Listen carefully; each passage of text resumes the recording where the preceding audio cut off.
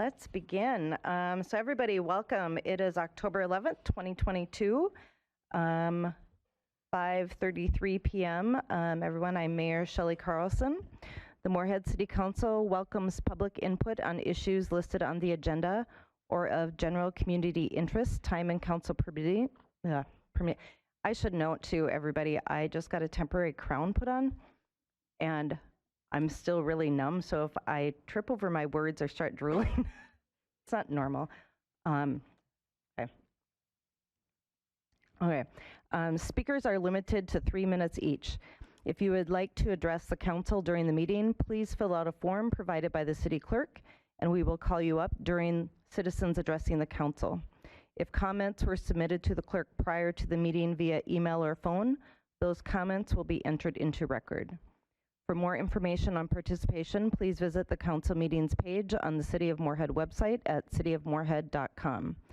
We, the Moorhead City Council, collectively and with gratitude, acknowledge the sacred land the City of Moorhead is built upon. We acknowledge the people who have resided here for generations and recognize that the spirit of the Dakota, Ojibwe, Métis, and all indigenous communities permeates this land. And with that, Madam Clerk, could we get a roll call, please? Shelley Dahlquist. Here. Matt Gilbertson. Here. Laura Caroon. Here. Heather Niesemeyer. Here. Deb White. Larry Seljevold. Here. Steve Lindas. Chuck Hendrickson. Here. Mayor Shelley Carlson. Here. And for those who are able, if you could please stand and say the Pledge of Allegiance with us.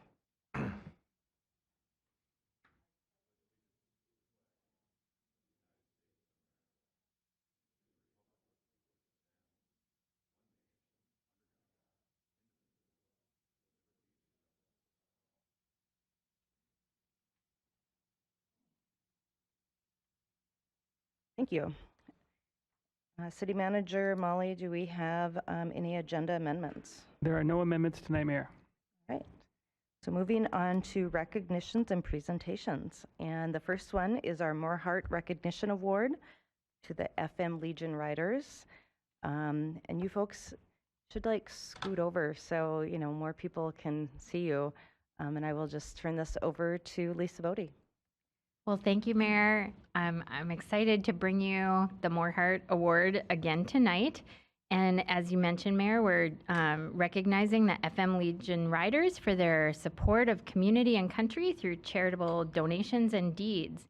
And I'll say, I don't know that I was fully aware of the FM Legion Riders until the nomination came in, and then I kept seeing them everywhere in the community. So it's really kind of fun how when that comes into your consciousness, it kind of, brings their good deeds to light. The FM Legion Riders support local veterans and charities, and their efforts help the entire metro community. The Riders are based out of American Legion Post 21, and their expectation is that their members will be active and involved in the community. They encourage giving back to their community and always take care of one another. With this philosophy, they have been able to have an influence and an impact on our community. Their charity and love for both veterans and non-veterans knows no limits. Their member, Connie Bislick, wrote in the nomination that the FM Legion Riders are an incredible mix of veterans and non-veterans that share an enthusiasm of motorcycles. They have a heart for the country and community. I was introduced to the group through Freezing for a Good Reason during Frostival. During the Frostival, they brought together hundreds of people to the Moorhead American Legion Post 21 to raise $35,000. They collected over 1,000 pounds of food, a trailer full of clothing for the homeless, and 15 dog care packages for the For Love of Dogs rescue. But that's not all. In the last year, they have escorted unclaimed vets, put together a free zoo day with a pizza party for families of deployed soldiers, and participated in multiple events to honor veterans. They've donated funds to the Veteran Honor Flight of North Dakota and Minnesota, CCRI, Cully's Kids, Brady Oberg Foundation, Churches United, PADS, and Young Life. This group is about connecting vets and bringing them the healing experience of serving in the community that they protect. They are Moorhead's guardian angels. They have a magnetic force that is pulling us together, pulling together unlikely groups and outlying communities into Moorhead. It's been incredible to watch how they love and serve the people of Moorhead in big, impactful ways. And the coolest connection is that they have been watching the Moorheart Awards, and when we shared the story of J.C. Cunningham, they decided to take it upon themselves to give JC and his wife an amazing experience and a motorcycle ride that they will never forget. And it's just so cool to see the spirit of the Moorheart in multiple ways and in joining one another. So with that, Mayor, if you want to present the award to the FM Legion Riders. Absolutely. You guys really epitomize what it means to have more heart in Moorhead. So I'm going to bring this over to the podium, so whoever wants me to present it to them, but I think all of you should come over because Miss Bodie will be taking a picture.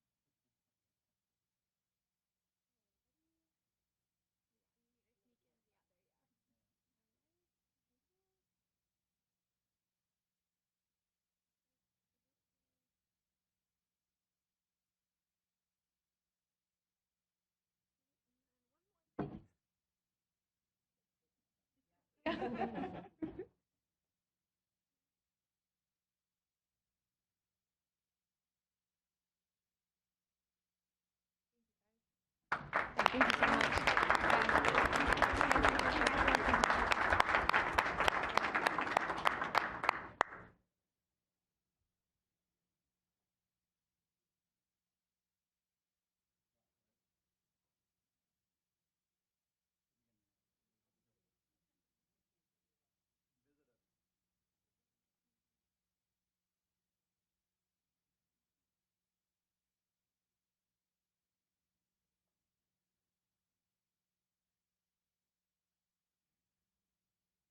I think that's the thing that I love about this award is that groups that maybe we aren't necessarily aware of can be highlighted in that way.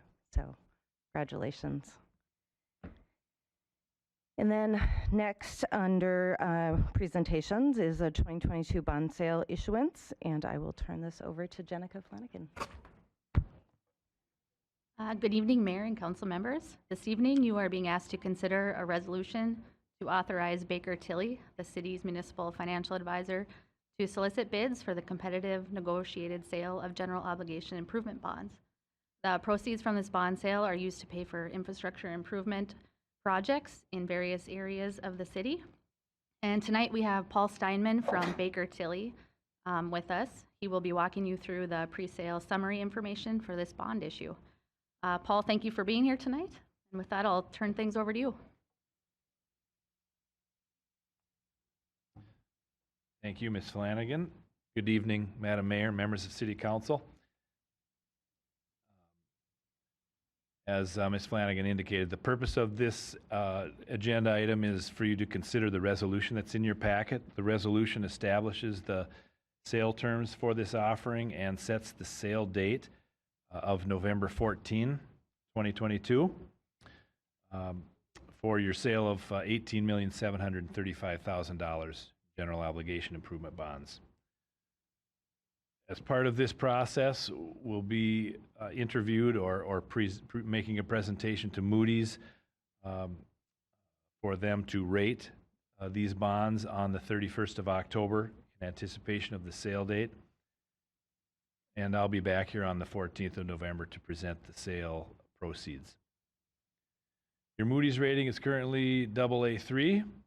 And if you're looking at the pre-sale summary, there's a chart at the bottom of the first page which gives you a little bit of an indication of what the interest rate market looks like for bonds at the present time. Today, that's always a topic of high interest and conversation. I would summarize the current bond market by saying it's almost average compared to the 30-year history of bond interest rates. So with all of the hyperbole around rates and inflation, Fed monetary policy, there's more angst than there is real rising of interest rates. In fact, interest rates today on bonds are lower than they were back in September and December of 2018. But there just wasn't as much going on around the things in 2018 as there is now. So our interest rate as of the 4th of October, when we last ran your preliminary bond structure, is 4.45%. So that is generally where we expect your interest rate to come in on the 14th of November when I come back. Although it's not an estimate, it was based upon current rates, current comparable bond sales on or around the 4th of October. And so that's it for my presentation. I'm happy to take questions, or if not, I'll see you back here with best bid in hand on the 14th of November. Thank you. Are there any questions from the council? Councilmember Gilbertson. Thanks, Madam Mayor. So just in context, what was the rate a year ago when we refinanced all those bonds? Ms. Flanagan just looked at that, and we said we weren't going to tell them. 1.92% true interest cost. So, Well, thanks for telling me when you said you weren't going to, but that's... we did not really discuss that, but yes, looking back to last year, in fact, I can't recall the last time I sold bonds that with an interest rate that started with a 3, 15 or almost 18 years. So, yeah, this is a new environment that we're in, but for annual issuers such as yourselves, you enjoyed 15, 18 years of very low interest rates, and things over time may have a tendency to equal out, but we did really, really well over the last 15 or so years. So I guess the point is kudos to you and Dan and the staff for refinancing those bonds when we did. You know, we don't remortgage our mortgage every year. You know, when I bought my first house, it was 7.25. At that, in '98, that was a good rate. You know, so it's all in perspective, but kudos. If I could, thank you, Councilmember Gilbertson. I think the timing was incredible, and that was the right move. Last year, we saved taxpayers in Moorhead tens of millions of dollars in that refinancing action. So, yeah, we had a good team working on it. So, glad we got it done. Thank you. I would concur with that statement as well. Any other questions or comments from the council? None. Thank you so much. We look forward to seeing you back in November. Good. Right, moving on to the consent agenda. Do I have a motion to approve the consent agenda? So moved. Second, Niesmeyer.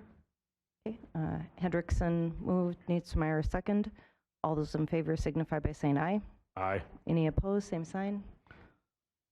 Okay, consent Madam agenda Mayor, passes. we do need to do roll call vote. Oh, I'm sorry, I forgot. Yes. That's okay. Yep, we have Minnesota rules dictate that when we have a member who is virtual, we have to do roll call. So roll call vote, please. Dahlquist? Yes. Gilbertson? Yes. Karoon? Yes. Niesmeyer? Yes. Seljevold? Aye. Hendrickson? Aye. All right, the consent agenda passes. Moving on to approval of the September 26, 2022 meeting minutes. Do I have a motion to approve the meeting minutes? So moved. Caroon. Second, Dahlquist. Okay, Karun motion, Dahlquist second. Any questions or comments? Seeing none, could I get a roll call vote, please? Dahlquist. Yes. Gilbertson. Aye. Caroon. Yes. Niesemeyer. Yes. Seljavold. Aye. Hendrickson. Aye. All right, meeting minutes are approved. Moving on to citizens addressing the council. Do we have any citizens in the audience who wish to address the council at this time? Again, any citizens in the audience wishing to address the council at this time? Seeing none, we're moving on to number 12 under Public Works, a resolution to approve bill of sale of household hazardous waste facility.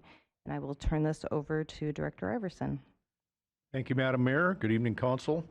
As Mayor said, item 12 is a draft resolution for your consideration to approve a bill of sale transferring the ownership of the household hazardous waste facility located at 2729 Highway 10 East from the Clay County to the city of Moorhead. When the new Resource Recovery Center opens later this year, first part of 2023, there won't be a need for paint and chemicals and the household hazardous waste to have a separate facility. That'll all be housed out at the new Resource Recovery Center. So they suggested or were wondering if we'd be interested in that building. And there is no money changing hands.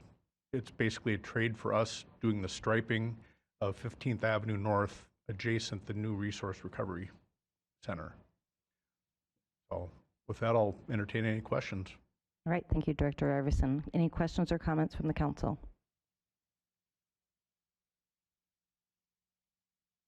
All right, seeing none, do I have a motion to approve the bill of sale of the household hazardous waste facility? So moved. Niesemeyer. Second, Caroon. Niesemeyer and Caroon. Any questions or comments in addition?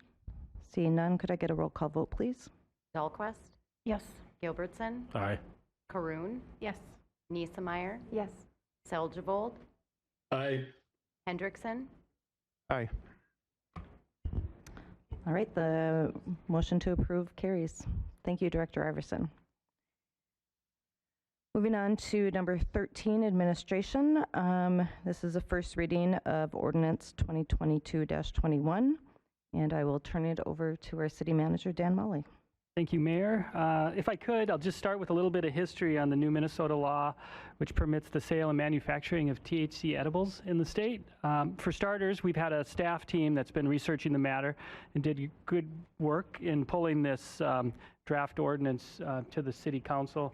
Community Development Director Christy Leshevsky is going to share what that process looked like in the public hearing at the Planning Commission and some of the engagement that's been happening that way. But just by way of context and history, I wanted to share that many communities in Minnesota have approved a moratorium related to this law, although staff is not recommending that step, just so that the council knows if the City Council wishes to go that route, we are prepared to address it. So this is happening really fast. On July 2nd, Governor Walz signed into law statute which allows certain sale of edible cannabinoid products in the state.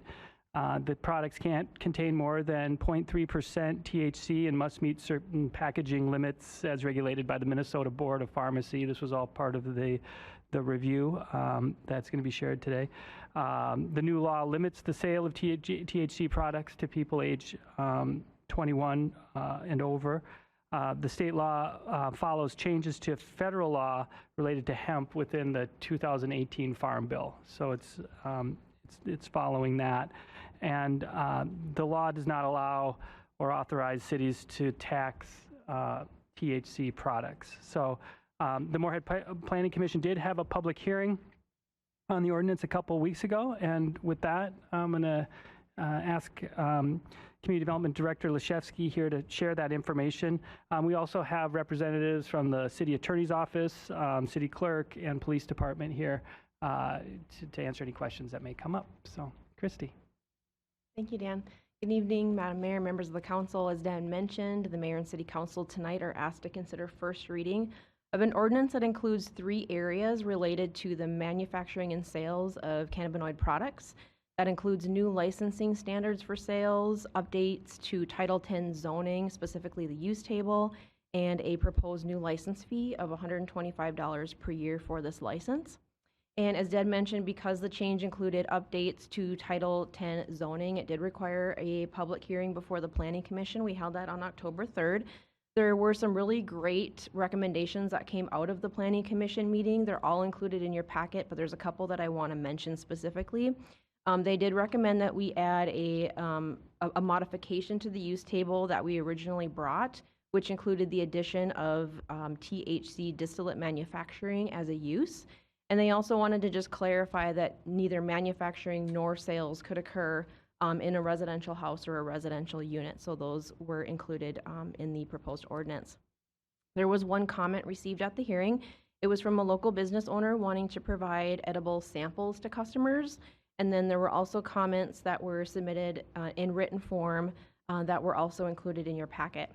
The review team did look at all of these comments and made a few changes to the ordinance. We, at this time, are not recommending the ordinance be changed to allow samples, specifically to not encourage driving under the influence for individuals that are not familiar with the consumption of a THC edible product. This ordinance is very similar to what you had already approved for tobacco, liquor licenses, and other business licenses. Really, the purpose behind this license is to establish standards for the sales of the product in the community, as well as procedures like fines and license revocation if the business does not comply with those standards.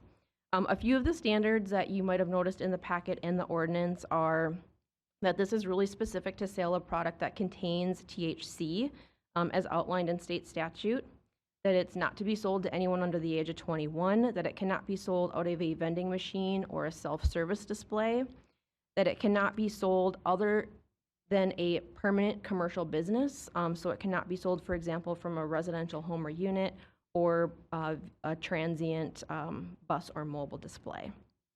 And there's also label and packaging requirements. The licensing standards that you have in front of you tonight also include local administrative penalties, including administrative fines for violations of the ordinance, and potential license revocation if the applicant does not meet the standards for granting the license, or if there are 4 violations of the code within a 36-month period. The proposed licensing fee of $125 per year is the same that's charged for other business licenses, including a cigarette tobacco license, a massage therapist license, a taxi cab license, and a secondhand dealer license. And as Dad mentioned, I always just want to recognize the team that worked on this ordinance, city attorney, city prosecutor, city clerk, Moorhead PD, and city administration as well. And we have multiple people that are here tonight to answer any questions. Thank you, Ms. Leshevsky. So any questions or comments from council? Councilmember Dahlquist. Thank you, Mayor. I see a lot of problems with this, and also I would rather table it, being that we have council members missing and not in the room. I think there's a lot of things that need to be discussed, and I know some of the council members had questions, so I would like to table this.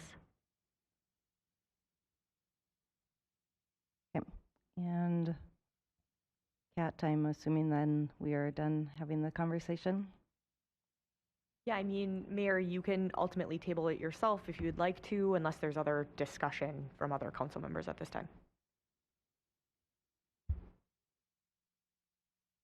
Oh, I guess I assumed that with Councilmember Dahlquist tabling it, that the conversation would end, or can we continue to have questions, or When we have to vote on it? procedurally, how would that work? Mayor, you can table it if you want to with council members' request. Otherwise, if Councilmember Dahlquist approves of there being further questions, you could discuss it, but you could ultimately table it right now as well too. Because we have so many individuals gathered here right now, I'll withdraw it until after conversation then. thank you.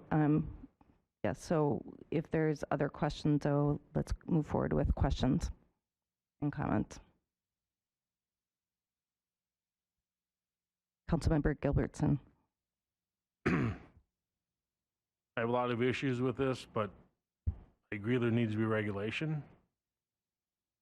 But if the fee is the same as a massage therapist, tobacco, and the two other things you mentioned, you can drive legally after massage.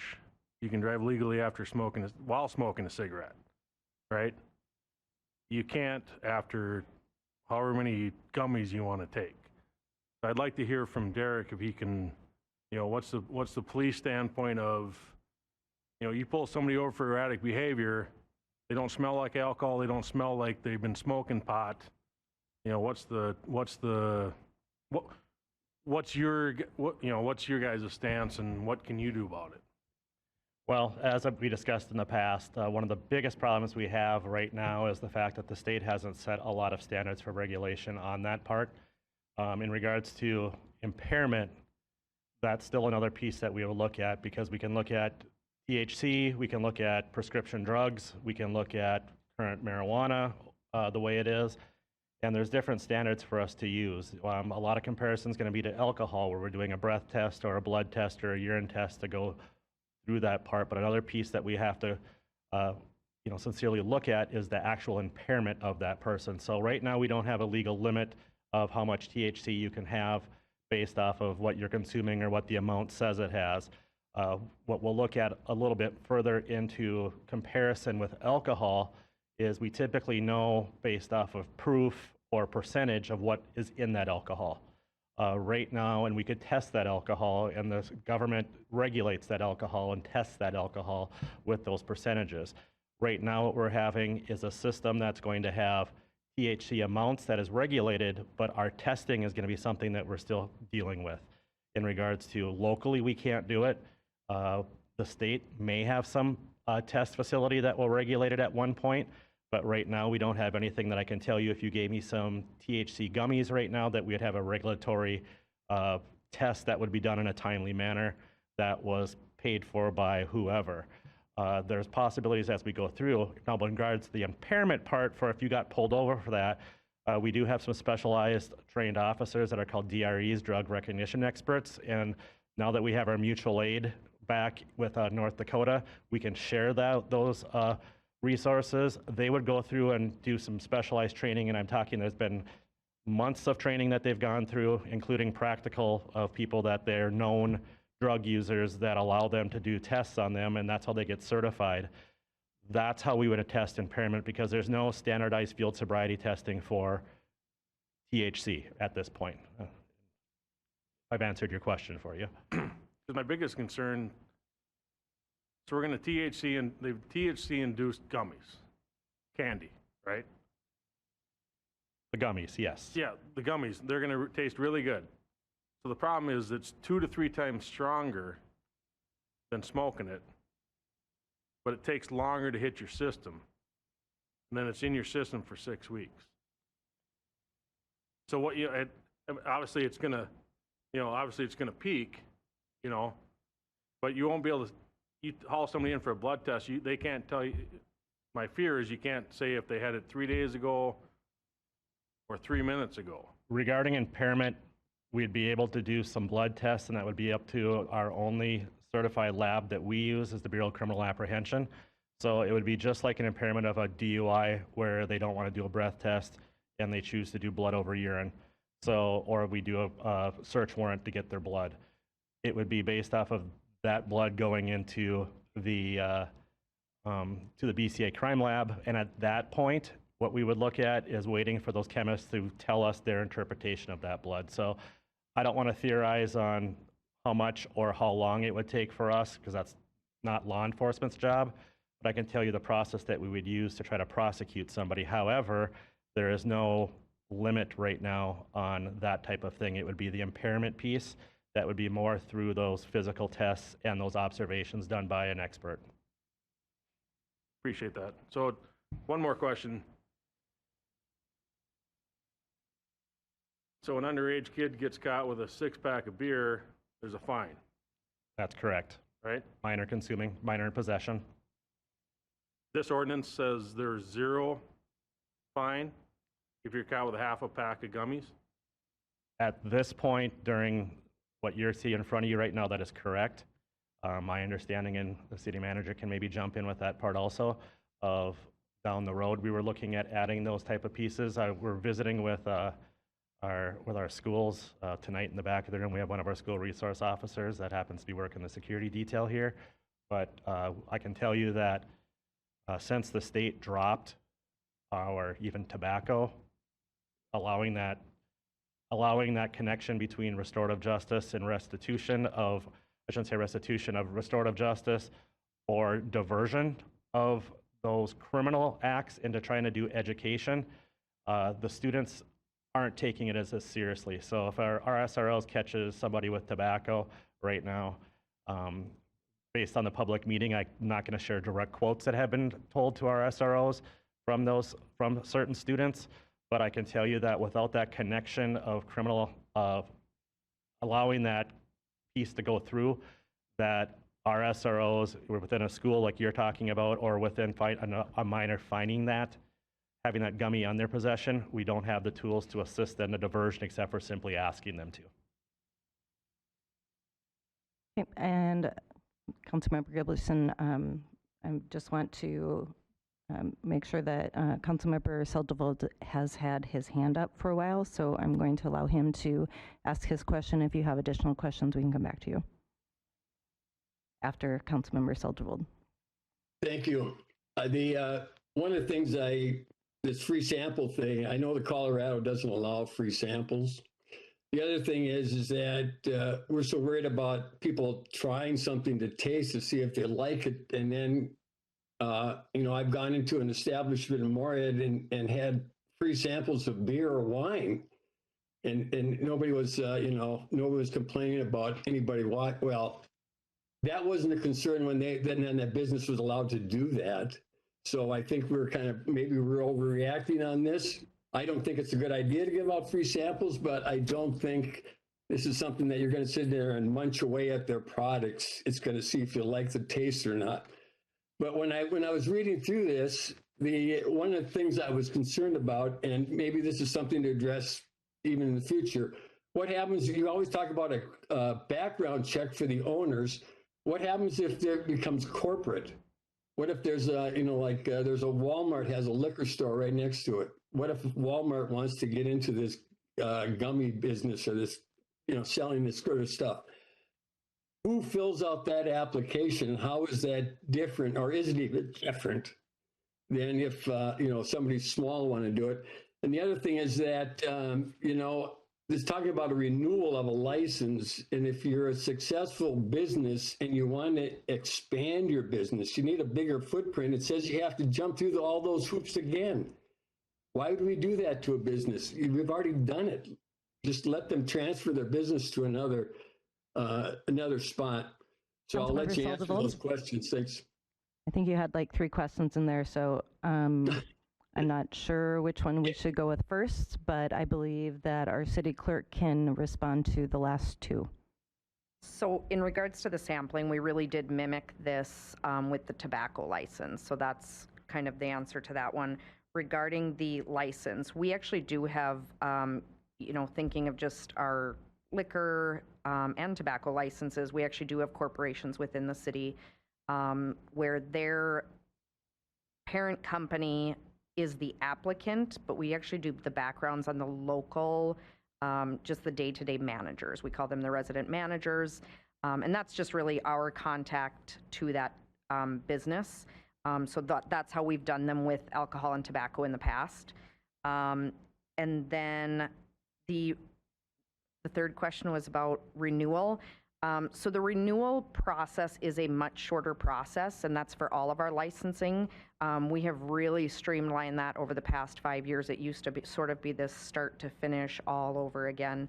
And with our new licensing software. It really helped us because everything is basically pre-filled, and I'm just going to take a tobacco license, for example, just because, again, that was where we sort of mimicked this ordinance from.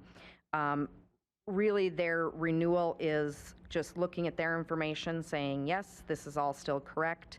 The workers' comp form must be done every year.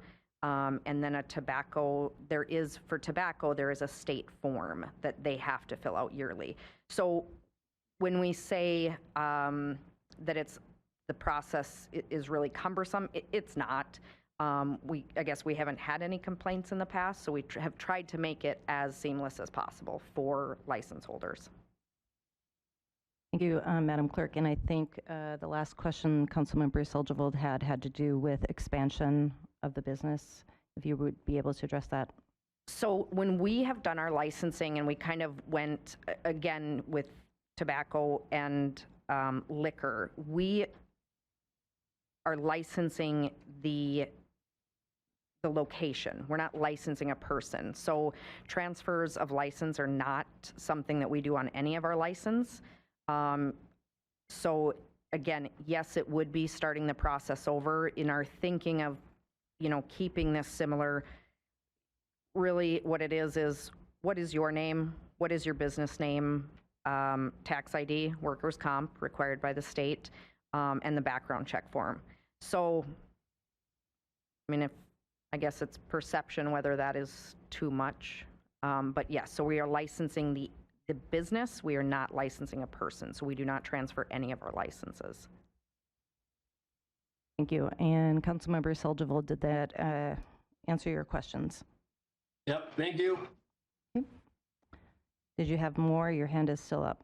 Okay. All right. And going back to Councilmember Gilbertson. So what's the narcotic classification for THC? That would be covered underneath the license on how the state is looking at it, and maybe Kim can help us out with. Is it higher than tobacco? Well, the way the state has written it right now is that they're going to be a separate group, and the regulation actually hasn't been real clear for how we're looking at it. So how we're looking at it criminally, if that's what you're asking for that part, it all depends on your perspective on what you look at the criminal part of it, because there's for even small amounts of marijuana, really, I believe is underneath for fine amounts and pieces like that than even our open containers or alcohol. So a year ago, was it still higher than tobacco? Yeah, that's my reference point that I'm using. So my point is it's not tobacco. That's correct. It's a mind-altering product. It's a drug under that basic definition, and that's what we're looking at now is how are we going to, in law enforcement, in my lane, what we're looking at is what's the enforcement piece that we're going to be directed to, or what's the enforcement piece that we're going to have questions to of how to direct our enforcement efforts towards it, if there is any. So obviously I can't change the legality in the state of Minnesota, but I want to raise the fee. The liquor license is $6,000 in the city of Moorhead. The tobacco license is $125. It's between there. I want a $3,000 license fee, and I want a criminal. Anyone under 21, I want it to be criminally. I want it to be and a fee. That's what will allow me to vote for that resolution. Whether we vote something now or table it, and then be able to increase it down the road as we figure this out. This council.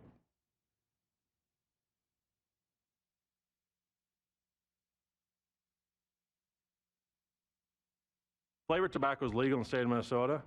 We voted against it in the city of Moorhead because under 21 are gonna get addicted to bubblegum flavored vape. Gummies come in all flavors. We're gonna put a drug and a mind altering drug into a candy. and just say, have at it.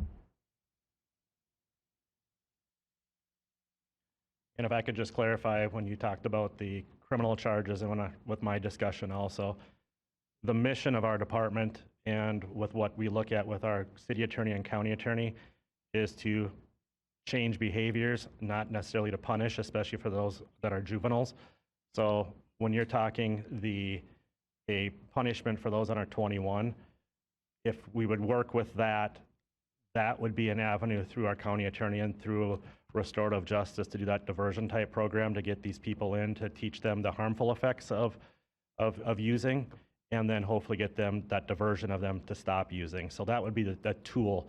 Again, we're not looking at any type of, and I can speak on behalf of minor consuming, what our SROs are finding for vapes and tobacco within our city, of those tools that we used to have. It was all diversion to get people to classes that would teach them how the harmful effects of those chemicals that they were using. So that would be, if you're talking about that, I'm assuming our county attorney would be working with those type of steps. So it wouldn't be necessarily a revenue base to get a fine for under age 21. It would be to try to divert them to better lifestyle habits. Diversion's best, but sometimes the pocketbook speaks more than diversion. So Captain Swenson, I have a few questions actually. First of all, this was signed into law, you stated, on July 2nd of this year, is that correct? Yes, it was right at the beginning of July. So the fact that this is legal now in the state of Minnesota is not anything that could necessarily be regulated by a city jurisdiction. This would need to be a state remedy, is that correct? We can be more constrictive, we can't be less constrictive. And then what are the repercussions of not having an ordinance in place that would regulate the sale of these types of gummies, and the repercussions of not having licensing in place for businesses? Or potential repercussions, I guess. On behalf of the law enforcement part, I think I've articulated that part of that. I'll let Christy talk a little bit more about the regulation of the business and what we would have.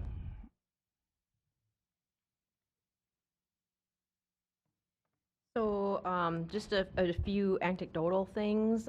For example, if we had a business that was selling to individuals under the age of 21, if we had a business that wasn't meeting the labeling requirements, if we had businesses that weren't meeting the standards either in the state code or our local ordinance, we as a local jurisdiction would not have the ability to fine or revoke that license.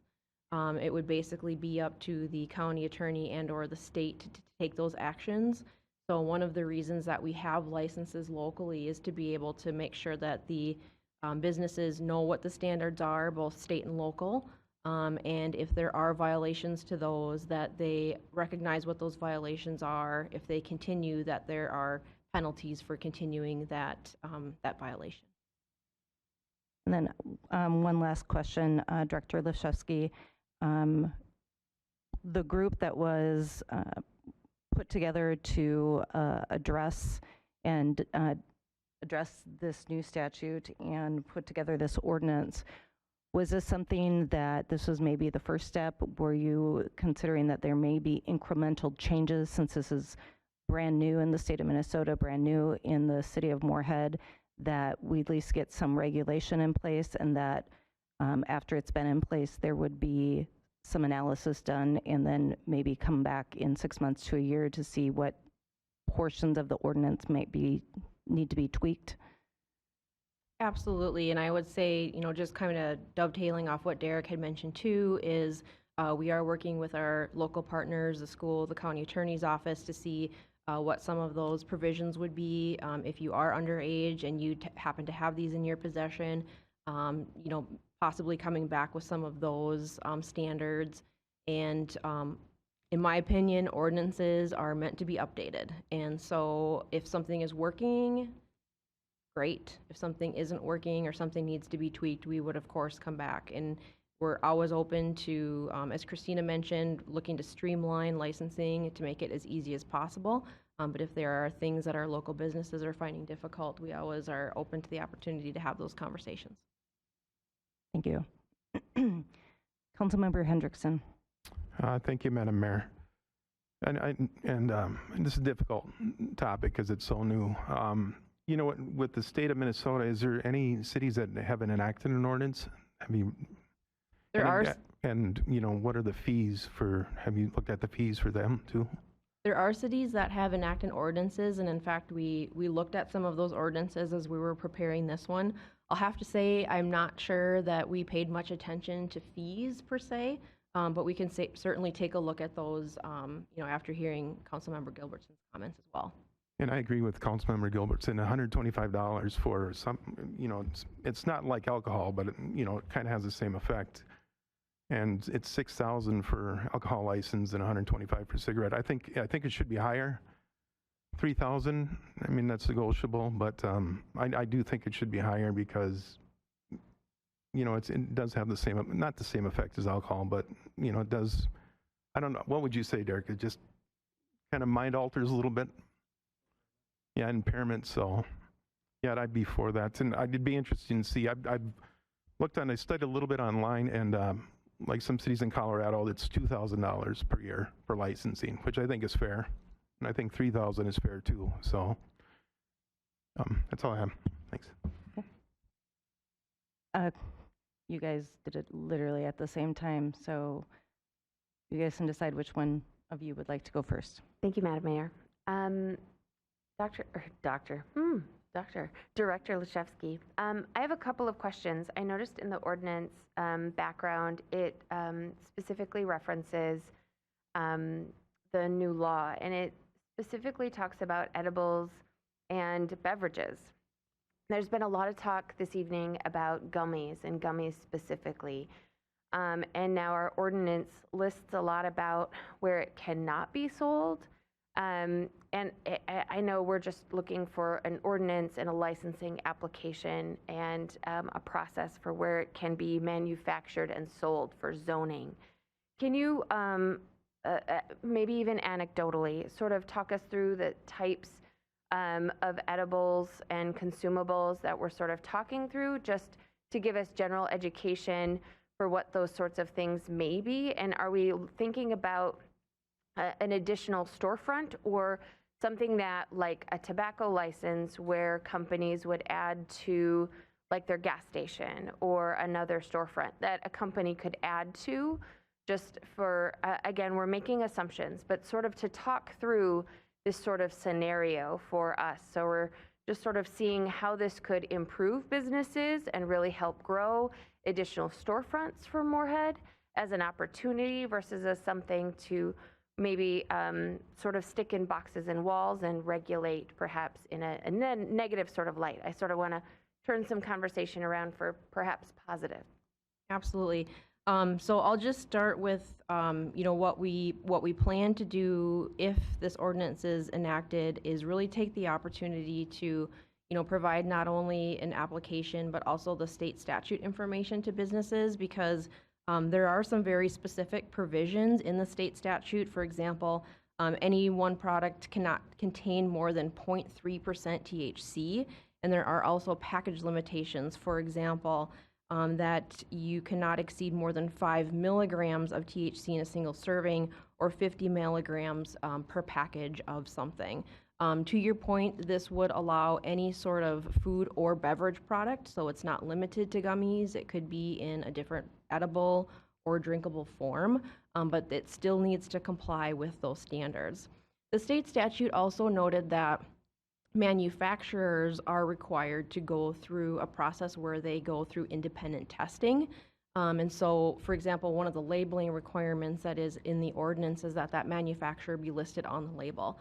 So if there were any questions or concerns about a particular product, they'd be able to contact that manufacturer and hopefully get some of that information that they had regarding that.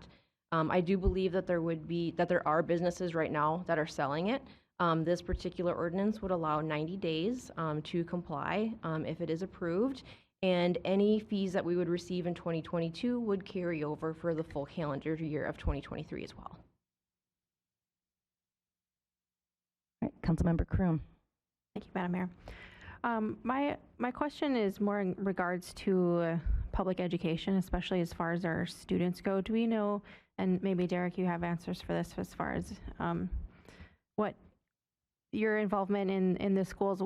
Are kids, now that this is legal in Minnesota, is it part of programming that they're being taught what these gummies look like, what they are? Are there opportunities for us to add to that? In regards to our involvement within the schools, we still are very active with the DARE program. And DARE, back in the mid-2000s, switched from basically saying drugs are bad to making healthy, educated decisions. And tobacco, alcohol, and marijuana are just taught one lesson out of the 10 or 11 weeks, depends on what we're teaching. But as a whole, anything that would be a drug, they need to question and using their decision-making skills to make the right decision. DARE's expanding lessons right now, and through DARE America, which is who develops all of these lessons, just today they emailed me as a part of a review panel to look over a vaping lesson. So vaping's finally coming into the DARE program as a supplemental lesson. In other words, we have 10 core curriculum lessons, and then we can add into those. In Moorhead, we usually add a role model lesson of juniors and seniors in high school who have stayed chemical-free, how they did it, and then over-the-counter and prescription drug education. This could be a supplement lesson that we teach, at least on our behalf. They're just still developing them, so I'm hoping in the next year or so we would see that edible THC education part of it added to that, but right now there's really nothing specific, but the skill level as a whole are taught to the students. Thank you. Additional questions or comments? Councilmember Dahlquist.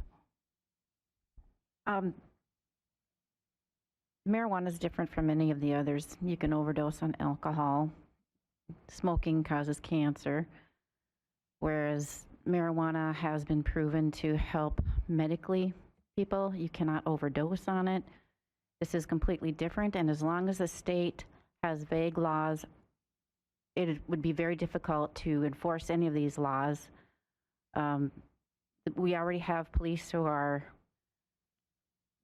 already stressed, you know, to the max on what they're answering calls and things like that, and we're still struggling to get a full all the employed or all the positions filled, and so it would be difficult to enforce all these. And I'd still like to have Councilmember Lindos and White involved in the conversation, and so that's why I would like to table that. And I'm going to propose that we table it. Kat, go ahead.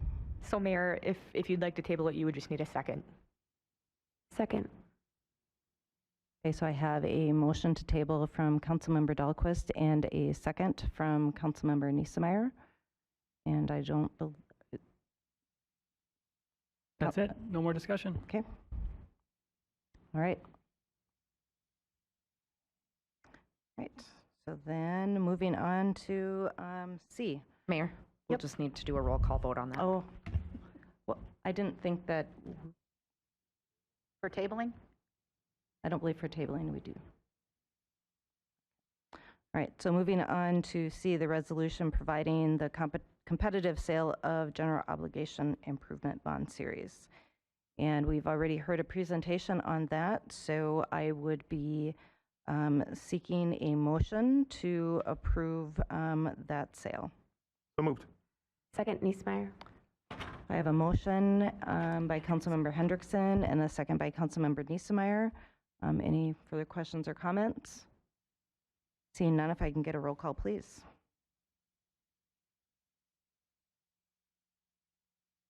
Dahlquist, Yes.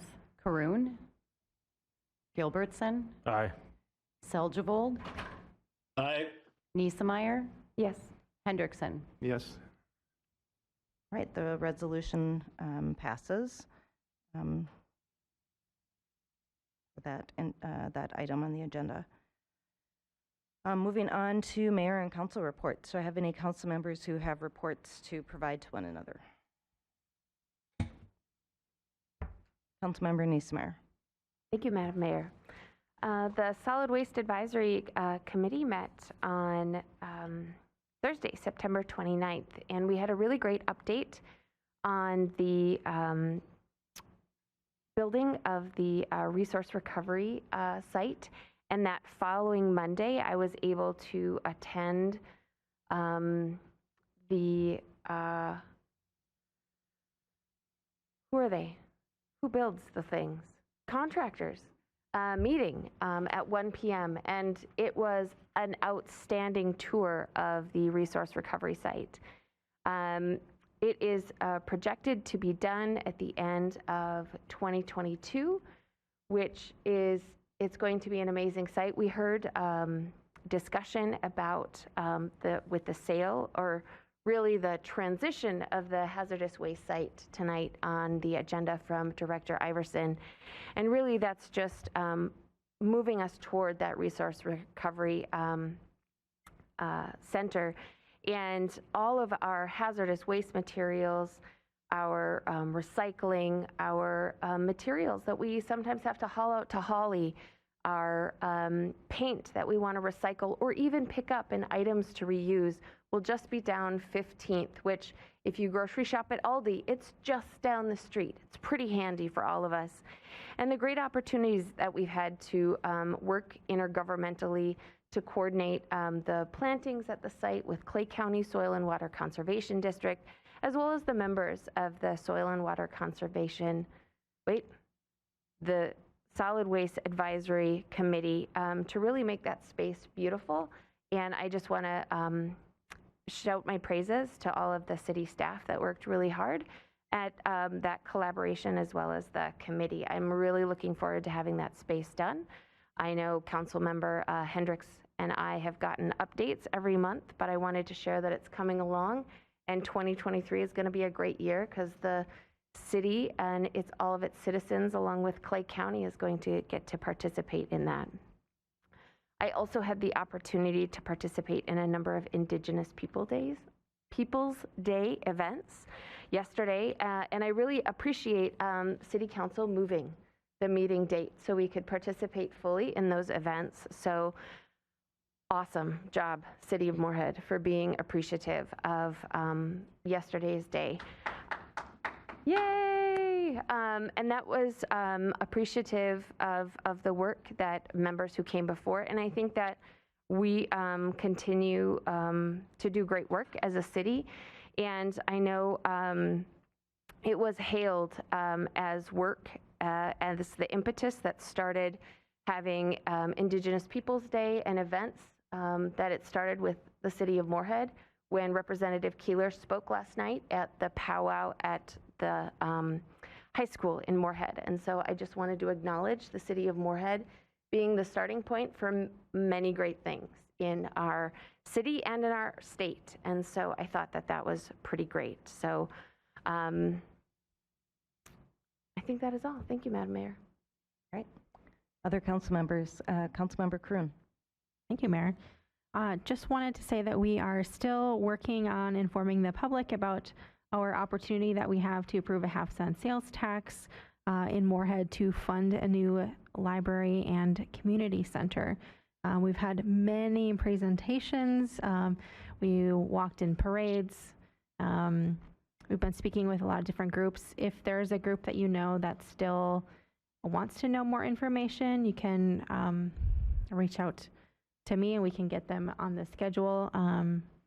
And please keep talking to people about it. I know I've asked you many times, and I think all of you have been talking with everyone, but we want to keep this top of mind as we go into election season. All right. Thank you. Any other council members? Councilmember Gilbertson. Thanks, Madam Mayor. So I was at the Greater Fargo-Moorhead EDC, which is Fargo-Moorhead, West Fargo. We all know everything's been growing around here, but the Regional Workforce Impact Program, there was 23,000 new jobs in the past 10 years. There's still, unfortunately, 6,500 job openings in June.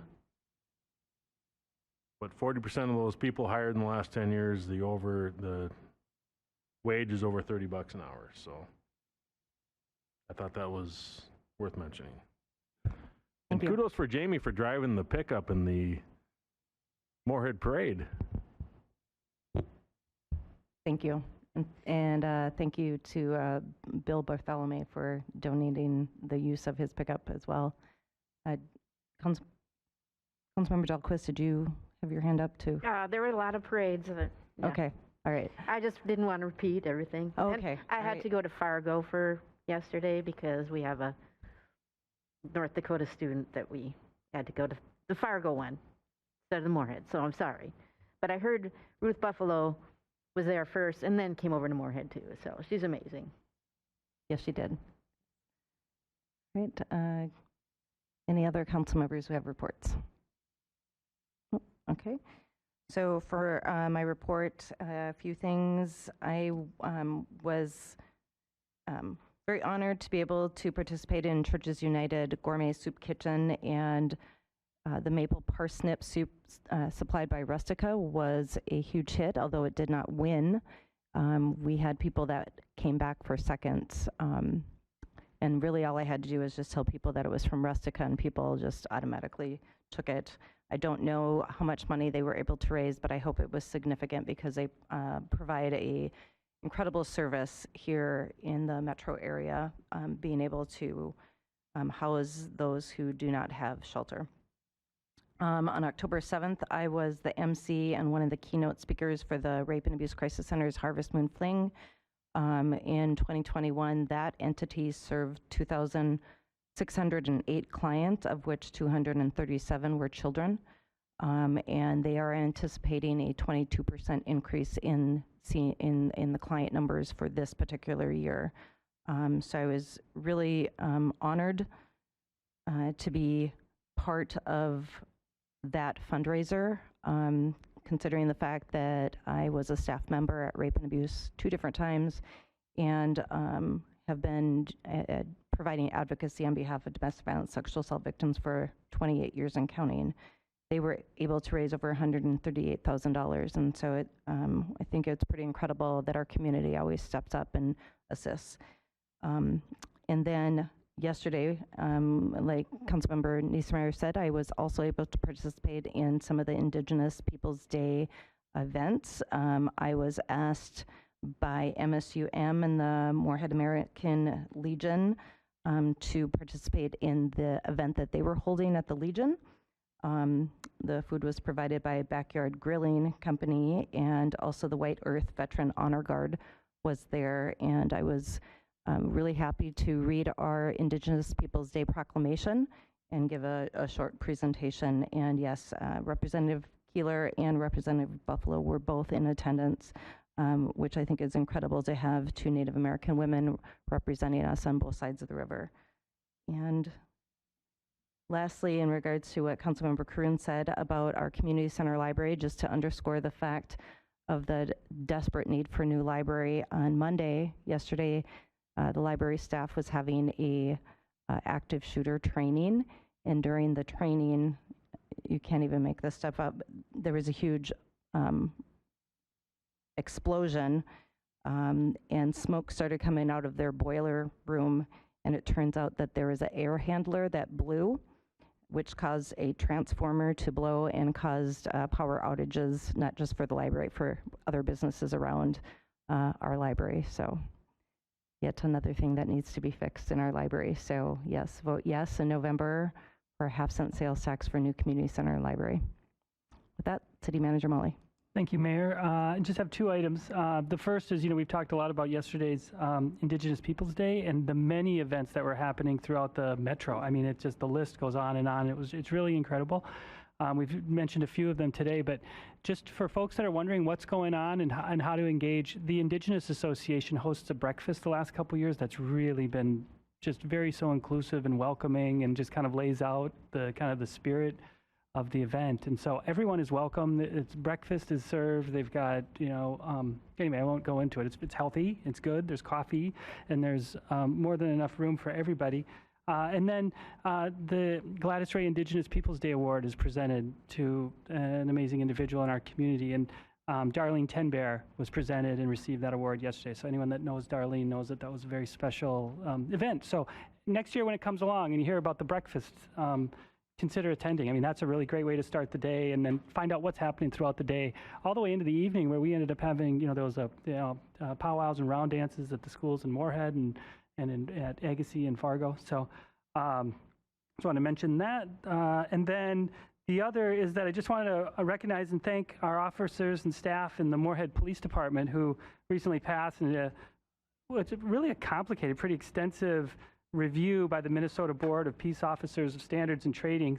And Chief Monroe, when I asked him about it, said it's very common to see, at least a few, sometimes more processes and policies that require correction or improvement. And our team at the Moorhead Police Department passed with flying colors, no findings, and that's a real testament to their level of professionalism and the good work that they do. And I just wanted to lift that up and thank them all and all that work in public safety. And then just those that just are out, that end up, out at 2, 3 in the morning and at different times, whether, it's on the streets or in the fire truck, and ambulance service and all that, just to stop once in a while and recognize that there are people out there doing things that we don't have to, So that's really great. And with that, I wanted to let everybody know that I've invited Director Iverson, who will, at the next meeting or the following, let everybody know the processes for snow removal as the trucks kind of prepare for that work as we go from mowing to moving snow.